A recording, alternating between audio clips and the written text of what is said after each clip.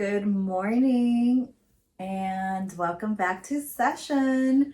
As I say, week after week, this does not substitute therapy. Happy Friday, everybody. Hope Feliz your week dia. has been Yeah. okay. Feliz Today's Dia de las Mother's Day. Madres to all the mamas. Mexican. Yeah. Well, is it just Mexicans that celebrate on the 10th? I think it's Latin America. Okay, well, happy Mother's Day to all the moms that celebrate today. And to all the mamacitas too. Obviously, we're filming this on another day that you're not watching it, but yeah. Happy Mother's Day. Happy belated Mother's Day. So you celebrate today with your mom or Sunday? Both. Okay. She gets 2 days. I just run out of things to give her. Yeah. So I don't know. I gave her a balloon and like a little rose, a money bouquet. That Nice. took me freaking forever. I had to straighten the dollars and everything. Straighten? With the straightener. With Oh my hair my straightener. god! You're gonna have to show me what it looked like at the end. I'll show you. Oh, I'll show you later. Mm-hmm. It was okay. I was like, all of this. You know when you do something and you're like, oh, it came out okay. Like it looks better when people do it. Actually was gonna text you this morning to show it to you, and I was like, never again. I don't know what people like. Oh, that looks so good. Su ramo buchón. I was literally like, never again. Si se hubieran sido de 100, le digo, I'm not there yet. She I'm said, not there yet. "Oh, yeah. ya se lo diste?" Ya se lo di en la mañana. Porque voy a trabajar. That's cute. Other than that, it's been a pretty. This week went by really fast for me. Yeah. I don't know if it's a good thing or a bad thing. I don't feel like I did too much, but then I know and maybe that's why the week went by fast because maybe I did. I don't know. Either way. Yeah. Same. The week came by really fast. Or yeah. Se acabó rápido la semana. Yeah. Anything you want to share today? Anything that comes to mind? Maybe we could talk, or I could talk a little bit about what's been going on in the world. So the Met Gala just happened, right? Did you see that they're trying to cancel? I don't even know if actually it was like for the Met Gala, but they're trying to cancel like Kim Kardashian. Did you see where she said? I don't remember exactly. Actually, I take it back. I'm not sure like exactly what happened, but I saw that they're like canceling them, and there's so many people are like tracking that she's losing followers and stuff because of something she said. I'm not even sure exactly. I think you're thinking about a girl that did like an audio that said let them eat cake. I know that. I was literally just watching her apology video. Because you know Marie Antoinette, she's like let them eat cake. She was very rich, very elite. And so the girl made a video that said let them eat cake with her like, you know, fancy outside the Met Gala. And so they're saying like all this shit that's happening in the world. Seriously. And she's over here like let them eat cake. And she was like apologizing. I think that's what it was. Yeah, and she was like apologizing. And she's literally like a journalist. Like she's like, I'm not elite. Like I couldn't get into the Met Gala. I was just outside. She's like, but this sound was trending, so I didn't think anything of it. But you know, context. Yeah. It is the $75,000 a table to get into the Met Gala. So obviously it is a place of elite, of, you know, elitist and all that stuff. So there's also another thing that I know that they're trying to cancel celebrities because of the Gaza thing. Which, that's why I stayed up late last night, like, just watching the videos. Like, I try to keep up with it, but sometimes it's just so overwhelming. Like, so overwhelming. Yeah. Like, I know it's important for all of us to educate ourselves on what's going on in the world and how we can help or support. And, you know, the more knowledge that we have, the more awareness that we have too. But I also understand how overwhelming it can be because, man, no me dormí hasta las 2 de la mañana just watching videos and learning a little bit more because I had to kind of, I'm going to be honest, I had to kind of remove myself from it because it was a lot. But I also felt like, well, I can't completely remove myself and like hacerme la ciega que no sé lo que está pasando because there's a lot that's going on. And yesterday as I was like learning more about it, it has been since October that this has been going on. And it has been, I was reading some statistics that said over over 12,000 children have been killed. I wasn't sure if we were able to say that word on YouTube. I mean, it is what it is. Yeah. And I know ever since, you know, in October and whenever it was happening, I was so sad, obviously, but like angry that so many people that I knew, people that I know, I still know them, obviously, but I would cry. Mm-hmm. I would cry because I was just so sad and like upset that at this point, at this time, ignorance is a choice. There's an internet. If you need to learn anything, you can freaking look it up on the internet. So for these people to say, I haven't spoken on it because I'm not educated, then freaking educate yourself. And it's honestly embarrassing that we did not know the situation that was going on in Gaza and Palestine and all of that. And with Israel, I had a talk with my parents and I was like, absolutely not. Like, do you think that it would be okay if somebody came into our house because they suddenly decided this is our house now? That's what they're doing. That is so messed up. And my sister and we were all sitting down with them, and it's sometimes like I think they understood. And I was just even so proud of my sister because she was like, no, like, well, this and that, and she was like telling them, and like she would send me like these tweets of like literally kids with like, you know, like, I think that's what like breaks my heart. And I'm getting really emotional because it's Mother's Day weekend. I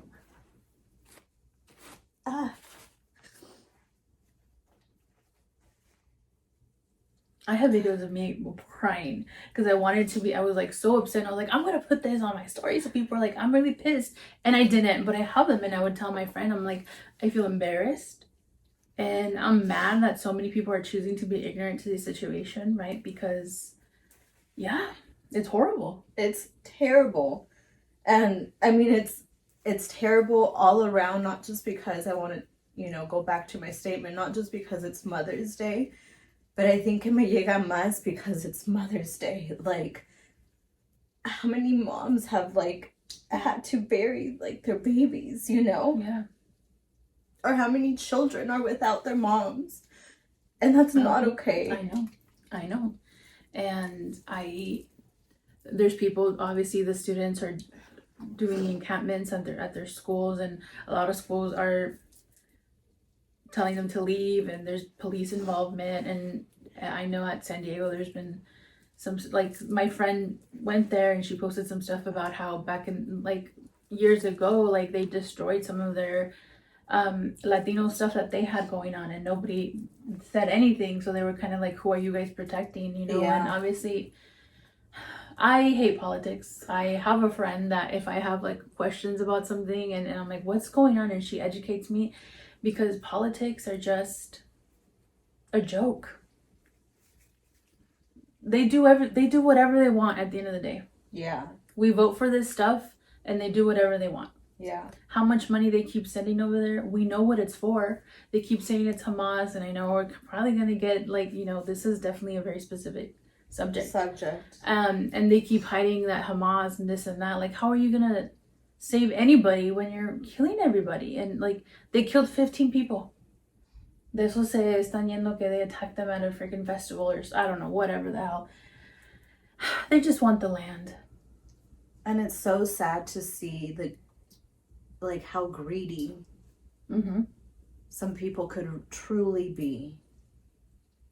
Yeah. Like, let's not forget that we are all human and we all deserve the same literally basic needs. They deserve to have food, shelter, and safety.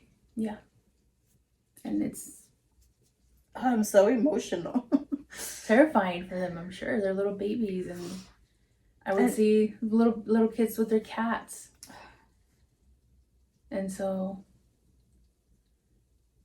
obviously it's very triggering, obviously it's very sad, but it's shit that's going on, right? And you also come from a privileged place. I don't really want to look at that, right? That's privilege. But I also think, it is, but I also think just because I had to, like I mentioned, I had to take a break from it because it becomes very overwhelming. Yeah. Very overwhelming. So be also gentle with yourself if you also have to kind of take a little break from hearing all the news because it's heavy. It's heavy stuff. But it's important, like Melissa said, that we educate ourselves on what's really happening in the world. Not just because it's not happening here in the States to us directly. Like, those are still our sisters, our brothers. The United States is causing this. Yeah. We're funding it. And if you look back into the history books, we gave them this land because we made some sort of deal. There's videos where Biden was like, this is an investment. Israel is an investment. It's just obviously money, right? And that's what I'm saying. Politics are a joke. Te dicen lo que quieren para quedar bien y luego they do whatever they want. And so if there's any confusion, we're pro-Palestine. Because what the fuck? No, not cool. Just think about if this was happening here in the US. How would you feel? Wouldn't you want other countries to support you, to help you, to save your children, your siblings, your mom, your dad? Yeah, the thing is, people are saying that. People at the United Nations, people are saying like ceasefire. So many countries are saying that, and the United States doesn't want to. They just they move around and they go around and they don't want to because again, it's about the land, it's about the money. I don't know what they want to do over there, but I'm sure we could go on about this for so much longer because it's been going on for so much longer and it obviously deserves the attention. And even I was like, I want to donate, but are they actually getting all this stuff? Yeah, because they're blocking entrances to get them food. I know, I saw they're blocking all the resources. And even the people I saw a video yesterday. I saw a lot of videos and like stuff that I was researching. There was one that people from like different countries like the UK and Australia, I don't remember where else, but they went to go donate their time and to help and feed, and they killed them. I guess they were like approved to go and like ayudar, right? Like there's a process or something. They're supposed to respect like the press, like that's why those people are wearing those vests, but they didn't care. Yeah, they were targeting them. They targeted them and they attacked them directly. Like that is not okay. And I know that chef does a lot of kind of these missions. Jose Andres, I think is his name. And yeah, he spoke out on it. Like obviously, right? Like these people went to help and they were supposed to be safe. So that's where you see that obviously these people are not trying to find a solution. They want the land. They want to, it's a genocide, right? They want to get rid of all these people so that there's nobody there to claim the land anymore. And none of this bullshit of that it's the promised land that God promised them. No, there was already people there. Yeah. Anyways. Just right there. Yeah. Mm-hmm. They do have it? Yeah, and on this side too. Give me just a minute. The good thing is that there's a mirror right there. I think which is kind of crazy, right? Because I was also, like I said, crying about this stuff. I was very affected. And I think I found a way to just kind of, I don't know, I don't know the word. Compartmentalize. Yes, compartmentalize. Because I hate to say that I become desensitized to it. But I think I'm just like, this is ridiculous, That's why I'm not crying, but girl, in the beginning, I was crying como de coraje, and that barely happens with me. It was just, I was really disappointed in people not really speaking up, so. And on a positive note, I guess, maybe, there was actually protesters a couple weeks back at the collection that were pro-Palestine. I saw that, yeah. And that shit made me cry. Yeah. When I saw them, so. I mean, I guess we, le estamos haciendo la lucha, and I think it just also feels like I feel powerless at some point because like people are speaking up and saying all these things and trying to do all these things, and the government doesn't give a shit. So yeah. Well, anyways, last time we were talking about attachment styles, and we wanted to finish off with the last attachment style, which is disorganized attachment style. And so I'm going to be looking down on my iPad as we were doing for the past couple of sessions. And so just a brief overview of a disorganized attachment style. It's a strange combination of intense desire for emotional closeness coupled with intense fear of it, sending your internal alarm systems into overdrive. Confusing and emotionally exhausting. Unlike the emotional attachment associated with avoidant, your default defense mechanism involves high emotional arousal and anxiety. A lot of these sound the same. Yeah. This one's the combined one, right? Like where you have avoidant and anxious. Yes. Okay. So intense fear of it and intense desire. So confusing and emotionally exhausting. When you obsess about a relationship and the fear of being hurt, it sends your body into fight or flight mode, which can wreak havoc on the mind and body. The fight or flight response isn't always a bad thing. It's actually crucial for survival in life-threatening situations. The problem starts when it becomes your default setting. So when you feel something and right away you're like fight or flight, oh my gosh, and it's such an intense, and it sends your body into like this like shock almost. And so that can literally be physically exhausting as well.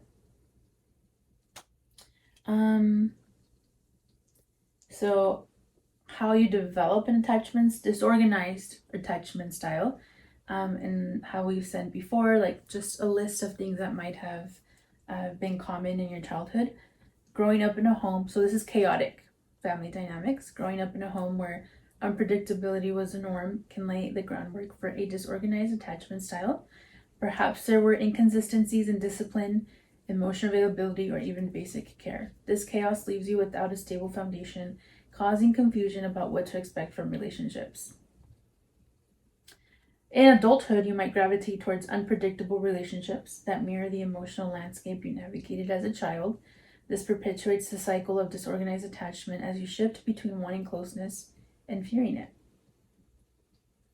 Kind of sounds like a little bit like the avoidant one too. Yeah. I feel like they're also intertwined in some way, because we were talking about how inconsistencies and how your parents would meet your needs. Like one time this worked and the other time it didn't. So now you're like, what is it? I don't know. Availability. And so you don't have a stable foundation. So you don't know what to expect. Yeah. Emotional ambiguity from parents. If your parents sent mixed signals, being nurturing one moment and dismissive the next, you probably found it challenging to develop a secure way of relating to them. This contributes to a fractured worldview where love and care are intertwined with confusion, fear, or rejection. You might find in adulthood that you struggle with push-pull dynamic. One moment you crave intimacy, the next you're erecting barriers, unsure how to navigate closeness without feeling threatened. Vulnerability, feeling threatened, like they're gonna attack. Which a lot of times I think kids go, I don't tell this to my parents because then next time they're fighting with me, they'll throw back at me. They use it against me. A lot of teenagers. Yeah. Unfortunately, like at least when I worked with teens, they'd be like, no, because then I would tell them, and then they'd be like, oh, well, at least I'm not blah blah blah. Obviously, very insensitive, but yeah, I think sometimes that happens, and that can also maybe happen in relationships too. Yeah. Oh, for sure. So yeah, if you know that's a weakness, you throw it at them. Yeah, that sucks. Parental codependency. If a parent leaned on you heavily for emotional support, the roles became reversed, putting an undue emotional burden on you. Instead of focusing on your own emotional and psychological development, you were entangled in managing your parents' emotional well-being. Lack of boundaries from parents. And this happens a lot. Oh, yeah, you see that a lot. A lot. Especially, like, where parents expect children to contain their own emotions, or, you know, like an example I could think of is, like, even maybe talking about their marital problems, like with the children. Yes. Ay, es que tu papá, ay, es que Yes, tu mamá, yes, and yes. involving them in that way. Don't involve them. I say this to so many of my clients, like, you shouldn't know how your dad is as a husband. He's your dad, and you should only know what he's like as a dad. You shouldn't, and I know that this is kind of iffy, but your mom should not be come to tell you stuff that she's going to tell her friends. You're her daughter, Yeah. not her friend. And I get being close to your, to your Parents. kids, and but there's some things that you just shouldn't put on your kids or shouldn't talk to your kids, because there's boundaries, right? Like, your kid should be your kid, and you should protect them. And I also feel like again, talking about like I think we talked about it last session, where having kids choose loyalty for either parent, there's no need for that, because if you're putting your child or children in that situation of, ay, es que tu papá esto y esto y esto y esto y esto, what's your intention? What's your goal? Do you are you wanting your child to side with you and talk bad about their parents? Why would you want them to think bad about their parent? Yeah, that's true. And it could go both ways, right? Like, dads doing that with moms, or moms with dads. Like, don't do that, because at the end of the day, like, you want them to not have a good relationship with the other parent. That's only damaging and hurtful for your child. And maybe a parent, like, and we've said this multiple times, like, maybe a parent isn't doing this intentionally, right? Yeah. Maybe you really just needed somebody to talk to. Then as a parent, you have to recognize, oh yeah, maybe my daughter's not the outlet for me. She's not the one that I should be talking to about my husband, right? Yeah. Maybe I should be talking to my friend.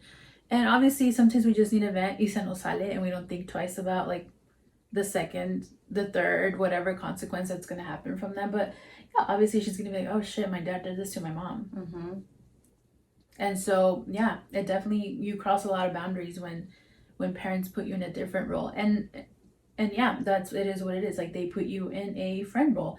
They put you in, like, a co-parent role. Yeah. Therapist role. And this is where boundaries are extremely important with parents too, like learning to say, like, mom or dad, please don't involve me or don't engage me, because then you get triangulated. Term triangulation, like, it's like, think of it like mom here, dad here, and you're up here. Now you're part of their marital conflict. Yeah. And so I also say this to my clients, like, sometimes when parents want you to not do something, mm-hmm. Oh, it's because I worry. And I get that, I worry, but you have to manage your worry, not me. I can't pause my life so that you are not worried about what I'm doing, right? You as a parent have to realize, oh, my daughter's 32. I think she'll be okay, right? Mm-hmm. Because that also kind of instills guilt on your kids. Like, mm-hmm. Oh my gosh, my mom's worried. Or like when parents go, ay, no puedo dormir. Girl, maybe you need therapy, because maybe you need to find a way to manage your anxiety. And so that's when I tell my clients, like, whose feelings are you taking care of? Her. Exactly. You should be taking care of yours, not another person. Another person's inability to cope, to not manage their aggression, is not your problem. You're in therapy trying to manage your shit, mm-hmm. right? And so your parents need to learn how to manage their anger, their anxiety, whatever it may be. So take care of your feelings. Oh, and then it says in adult reinforcement, you might struggle with setting emotional boundaries, feeling responsible for other people's happiness and emotional stability. The pressure to be emotional anchor for others may make it hard to focus on your own needs. Yeah, pretty much literally what we just said. Parental alienation. Parental alienation usually occurs when one parent speaks negatively about the other. This can be during divorce, separation, or even when still living under the same roof. This form of emotional manipulation can severely distort your perception of what stable relationships look like. Maybe we're good at this. We jumped the gun on this one. In adulthood, you may find yourself perpetually skeptical of partners or overly cautious in committing emotionally. Trusting someone may feel like an uphill battle, and you might subconsciously worry about choosing the wrong side, just as you had to do as a child. Yeah, because that's almost like an impossible decision. What parent do I side with? Like, I love them both. And then you feel, again, that comes the shame, the guilt of, like, am I making the right choice, when there's really no right choice. That shouldn't even be a choice. Yeah. And so that kind of perpetuates in your adulthood. Sibling dynamics. If your relationship with your siblings was fraught with conflict, competition, or neglect, it could have impacted your attachment style. Without effective mediation from parents, sibling rivalry can escalate into a more damaging experience, leaving you with mixed feelings about trust and closeness. In adulthood, these dynamics may play out in peer relationships or even in the workplace. You may find it difficult to establish trustful bonds or may see relationships as zero-sum games where someone has to lose for you to win. It's kind of like pretty consistent, I think, in a lot of these attachment ones. If your parents don't, like, I think this is supposed to be a pretty solid relationships where there isn't any competition and there's love and people cheer you on. And so when you experience the opposite, it can kind of make you feel like, I didn't even have that with my siblings, so why can I trust you? Yeah. Again, parent mental health. Having a parent struggling with mental health issues can introduce a level of inconsistency or unpredictability into your life. One day you might have experienced a warm, nurturing environment, and the next day faced withdrawal or emotional volatility. Oh my god. Volatility. Oh my gosh. VOLATILITY from your parents. This emotional roller coaster likely left you confused about what to expect from relationships. I want to say it. Volatility? But that sounds wrong. It sounds wrong. It does. Volatility. Yeah, you guys know what I'm talking about. I think it's like kind of like it's not stable. It's kind of like all over the place. That's what it means. Yeah. Adult like literally up and down. If you think of like the volatile. There you go. But the other sensitive volatility. I've never said it in that tense. And that me neither. It's always volatile. I've had a volatile relationship. Adult reinforcement. So this early experience may manifest as hypersensitivity to your partner's emotional states. You may find yourself walking on eggshells, always on alert for sudden mood shifts. Next, parental favoritism. Growing up feeling like the less favored child can generate a host of emotional complexities. You might have internalized a belief that you're less deserving of love or attention. This early imbalance may manifest as an internal tug of war between wanting affection and fearing that you're not worthy of it. You might find yourself settling for less than you deserve or feeling perpetually second best in your relationships. Wow. So the importance of having a secure attachment, again, just reinforcing it. Because then your children or you can get into relationships where you think you're deserving of less, right? Yeah. And I think it's kind of what we were talking about this last time too, how I also think parents are harder on the first kid. And then, and I've always thought this, I'm like, by the third or the fourth, they're like, they came out all right. I think we did a pretty good job. We're good. And maybe that may seem like favoritism, right? But maybe parents are now more secure in their parenting, that maybe they're not as harsh, or they're not as like, they don't have too many boundaries because they realize like maybe that boundary was not necessary. Like at the end of the day, that's a little thing that didn't really matter. I also feel like sometimes maybe parents, I don't know, again, I'm not a parent, but maybe they just get tired by like the fourth one. Like, you're fine. You know, like. Yeah. Because we've said this, and I think when we were talking about you being the oldest, like, they do get maybe a little bit more lenient and let them eat cake. I'm just kidding. That doesn't even no queda. But yeah, I think it's very, and also kids have different personalities. Yeah. Like my brother is so chill that my mom is like, okay, he doesn't care, and I'm not chill. So obviously I'm like, I don't like that, and so there's that back and forth. So yeah, it's all very different. But I guess that could, in a way, that could maybe seem like favoritism. Maybe it could be misinterpreted as favoritism. Economic instability. Living in a household where financial security was a constant issue can result in stress and unpredictability, whether it led to frequent moves, changing schools, or just a pervasive sense of instability. In your adulthood, you might find that you're particularly sensitive to financial ebbs and flows in your relationships, or even overly cautious or skeptical when someone offers you stability. This unease is an extension of your early experiences, sustaining the cycle of disorganized attachment as you grapple with what it means to feel secure. Dang. I guess I never made the connection that maybe being economically unstable would then make you second guess the stability of a relationship. Yeah, I would have never connected it either. But I also think, I mean, it does actually make sense because I'm looking at the hierarchy of needs. That's a basic need. So if your basic need is already not stable, how could anything else? Yeah. I think this is taking me a little bit to process in my brain. But I offer you love, but how are you with money? Is that like the thing? Or like I didn't have money, so I never could feel safe, I guess. I get it. So you're kind of like unfamiliar with the feeling of safety. Yeah, security. Yeah. So then when somebody offers it to you emotionally, it's foreign. Yeah. You're like, what the hell? Disorganized attachment. Okay. Peer bullying. Did you see like literally the wheels turning in my brain as I was trying to figure this out? Yeah.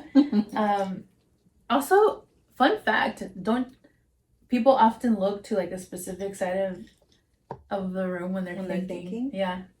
Because I think it has something to do with the brain. Never made that connection. No, it's a fact, but I can't remember it. Yeah, like I look up too. Is that to distract yourself? I don't know. But I always look up. I think I always look to the left. And that I'm a lefty, so I don't know that. Experiencing bullying, racism, or social ostracization. I did not say that. Right? Ostracization. Sometimes I have a hard time with the C's and the Z's. Yeah. And the T's are connected. During your formative years can be particularly damaging. This experience likely led to you to question your self-worth and might have made it difficult for you to form trusting relationships with your peers. In your relationships today, these early experiences can resurface as deep-seated fear of rejection or ridicule. You may find it hard to open up emotionally or to trust that you won't be hurt again. These internal conflicts can perpetuate disorganized attachment patterns, making it challenging to forge meaningful and lasting bonds. Yeah. And I always tell my people, like, people have to earn your trust. Yeah, for sure. You can't give too much away too fast because that's not normal. And I think we've talked about it before too. And I think one of my clients one time said, that feels weird for me to say you have to earn it. I was like, but they do. You can't just like, I like them. You can't like everybody. That's crazy. That's weird almost, right? To like everybody? Well, que todos se caigan bien, that there's nothing ever wrong with anything. I don't know. Maybe that's a nice life. I don't know. No, I mean, I think it's, again, what you said earlier about personalities. We don't align with everybody. We don't have the same values as everybody. We don't have the same perspective. So, of course... Well, I guess some people do get along with everybody. I am not one of those people. I mean, I will keep the peace. I won't be like, you fucking blah, blah, blah, right? Like, I don't like you, but I think there's some people that you just don't, like, you connect with. And I would rather not, like, be like, yeah, hey, girl, what's up? Like, if I don't like you, if I don't have to talk to you, I'm not going to talk to you because I don't want to be fake, you know? Yeah. If I don't like you, there's nothing wrong with that. I saw this thing that said, like, it's okay to not like people. Like, there hasn't... Sure. Did you repost it? There doesn't have to be beef. Yeah. You just sometimes don't like people. Yeah. And so that's perfectly fine. And you don't have to have an exact reason as to why. Sometimes, at least for me, sometimes it's people's energy. Like, sometimes people have, like, really... a je ne sais quoi that you're like, I don't know what it is. Yeah, like, su energía o su mirada pesada that it's like, I'm going to stay acá and, like, not really engage. Like, I think that's fine. Protect your mental health, protect your energy, protect you. Now I feel bad about saying that it's weird to like everybody. Why? Because maybe some people truly like everybody. And maybe they're not weirdos. Maybe they're just... I mean, I feel like we could... Maybe the term is what's throwing you off. Like, I think maybe getting along. Oh, okay. Because, like, I think, to me, it's a process. Mm-hmm. You don't just like meet a stranger down the street and be like, oh, I like that stranger. It's a process to get to like someone, I think. Mm-hmm. Get along. You're not weird if you get along with everybody. But you are weird if you like everybody. I'm just kidding. I'm just kidding. Trauma or loss. Experiencing trauma such as abuse, illness, or the loss of a primary caregiver can deeply embed feelings of insecurity. You might have constantly feared another traumatic event or loss, leading to anxiety about relationships and their stability. I feel like these are all pretty similar. Yeah, obviously, if you lose something. Porque es los de los, yeah. Yeah. And so, any sign of conflict or distance might be perceived as a precursor to another traumatic loss or betrayal. If an adult relationship ends traumatically, it can compound the fears originating from childhood trauma. Oh, they left me just like everybody else. And then the thing is, though, sometimes because we're used to that kind of relationship that was not as nurturing, not as attentive to us, that's what we're used to. So that's what we're drawn to sometimes, unfortunately. And that's why you see these people get into these like relationships with like the same type of person. That may remind you of that attachment figure, your dad, your mom. And so it's always like, why don't you leave him? Well, that's what I know. That's what I feel safe or familiar with. Yeah, and so then you break up with this person. Y te encuentras otro igual. Because it's kind of like what you know and what you're used to, and you're not going to start breaking out of that until you find that there's something that you don't like about that. And I think that's also something really important about therapy. Like, there's nothing's wrong until you decide that you think it's wrong. So if you're like at schools, right? Like when I would work with kids, oh, well, they think I need therapy. Okay, they think you need therapy, but I mean, we're already here. So what do you want to work on? Yeah. Because if you think that whatever they're saying is bullshit, you're not going to be invested in it. You're not going to work on it because you're fine with the fact that you have 5 cups in your room. And I don't care that you have 5 cups in your room. I think, really? That's what you want to harp on? Yeah. How are you doing, like, you as a person? Like, do you feel stifled? Do you feel like you can express yourself? Like, how can we get you there? So sometimes, yes. Sometimes what people think is wrong, the person in the session doesn't have an issue with. And so I think that's really important. I guess just as a tip to people that are looking for therapists, make sure that your therapist asks you what you want to work on. You need to tell them what you want to work on because your therapist might identify a lot of things that you guys could work on, but maybe you're okay with a lot of those things. Maybe that's fine in your life and it's working for you. So just be vocal and verbal and identify what you want to change. Yeah. I usually always ask that too when I'm working with couples. Like, well, I'm just here because my husband wants me to be here. My wife wants me to be here. Okay. But like, what do you view as like what you guys could work on? Because like, I see if you're there just because so-and-so wants you to be there or work on this. Like, what if you don't think there's anything wrong? Yeah. Yeah. It's only going to build resentment of like, I'm just here because my partner wants me to be here because my mom, my dad want me to be here. Yeah, like, are you not invested in this relationship? Do you not see what's going on? Like, do you not have common sense? Which, I mean, sometimes people don't see things that are, and again, we were talking about how the dynamics, right? If 10 years ago, you were like, se la paso, and right now you're in session saying, well, this really bothers me. It's also fair that he's like, what the hell? I never knew this was an issue. Yeah. And so, yeah, being on the same page and communicating. Because maybe he thinks it's cool, and she's like, no, I've hated this for the past 6 years. Why didn't you tell me anything? I don't know. Busy parents. Growing up with busy parents can create a kind of emotional vacuum. You may have been well provided for in terms of material needs, but emotional availability was often in short supply. This can create a deep-rooted anxiety, making you constantly seek approval and assurance. The moment you perceive your partner as being too busy for you, it can trigger an emotional response akin to the anxiety you felt as a child. Even when you logically know that being busy is part of adult life, the emotional imprint from your childhood can make these instances feel like impending abandonment. Well, I think there's a lot of emotional unavailability with parents when they're working. I mean, we talked about this last time where sometimes it's unintentional. Yeah. Because they're providing for you in material ways. But I think in this sense, what they're talking about is sometimes you feel like they're not here. What did I do wrong? Or what's going on? Or why are they not providing for me? And it could also maybe even look like if I see, say you're my daughter, and if I see you like spaced out or crying, y ni te pregunto, like what's wrong? You're too busy to, yeah. Like estoy cocinando, I have all these things or whatever, like, but I'm not emotionally in tune with like, hey, you've been staring out into space for like the last like 20 minutes, or I'm noticing you're crying, or has estado encerrada this whole week in your room. Like, it's also important to check in with your loved ones. Like, just a simple check-in, like, hey, how... Se siente bonito. Sí. Aunque they're like, I'm fine. It's still that reassurance that people care about me. And I think also getting in the habit of like asking, not just like, how are you? But like taking it a little bit further of like, because they could easily say, good, I'm good, everything's good. How are you mentally and emotionally? Like, how are you feeling?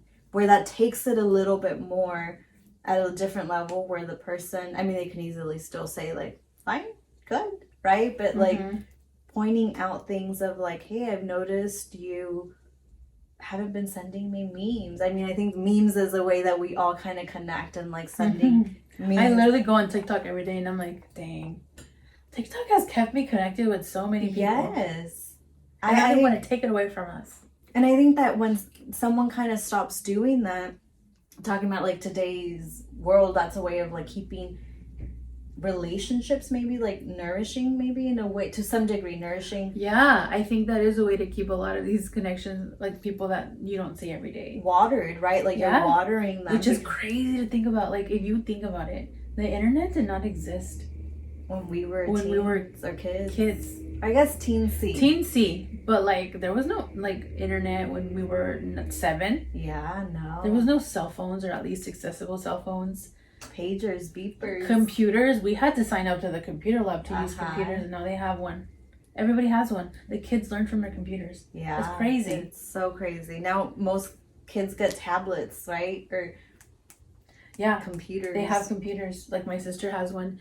Y les dijeron, if si le entregan that's not working for some reason, it'll be $90. But if you want to keep it, it's $40. What? It's the oldest computer, and her mouse thing doesn't work. So mom's like, you just give them the $40.